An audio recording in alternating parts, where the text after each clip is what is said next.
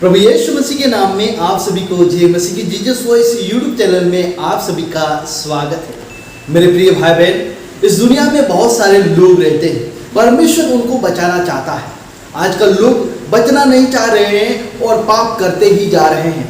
ईश्वर इतना दयालु है कि उनके जीवन में एक अवसर तो जरूर देता है कि वो प्रभु यीशु मसीह पर विश्वास करें। जी हाँ, ऐसे बहुत सारे लोगों के जीवन में ये अवसर मिला है, उनको सुसमाचार सुनाया गया है कि वो प्रभु यीशु मसीह पर विश्वास करें, लेकिन उन्होंने केवल प्रभु के वचन को सुनकर इनकार कर दिया है और प्रभु यीशु मसीह पर विश्वास नहीं किया है। जी हाँ, आज ऐसे बहुत सारे लोग हैं जो प्रभु के बारे में जानते हैं, सुसमाचार के बारे में जानते हैं, लेकिन वो यीशु मसीह पर विश्वास नहीं करते हैं। मेरे प्रियो, एक ऐसी ही एक हॉलीवुड सेलिब्रिटी अभिनेत्री थी जिसका नाम था मर्लिन मुनरो।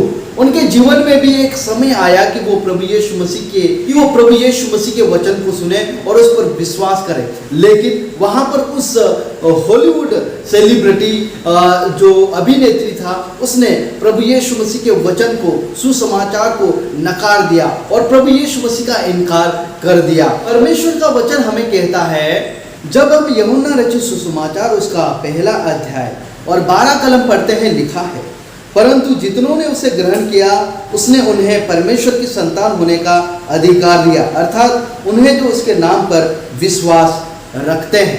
पहला कुरिन्थियों उसका पहला अध्याय और 18 कलम में लिखा है, क्योंकि क्रूस की कथा नाश होने वालों के लिए मूर्खता है, परंतु हम उद्धार पाने वालों के लिए परमेश्वर की सामर्थ है।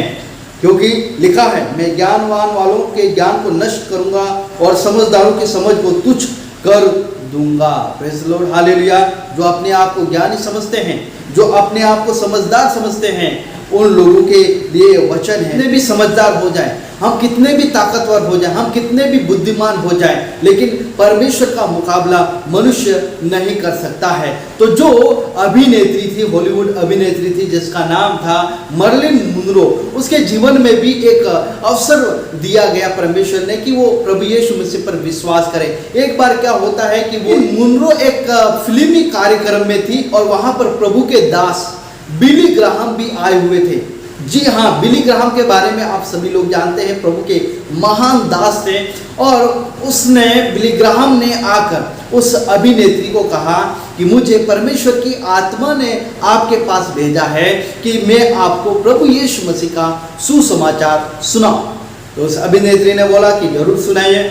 प्रभु के दास ने वहां पर उसे समझाया, प्रभु यीशु मसीह का सुसमाचार सुनाया और सुसमाचार सुनने के बाद उस अभिनेत्री ने, मर्लिन मुनरो ने कहा कि मुझे आपके यीशु की जरूरत नहीं है, क्योंकि मैं बहुत खूबसूरत हूँ, मेरे पास धन दौलत है, मेरे पास सब कुछ है, इसलिए मुझे आपके यीशु की मुझे जरूरत नहीं है। और वहां पर उसने प्रभु यीशु मसीह का इनकार किया और प्रभु यीशु मसीह का मजाक उड़ाया।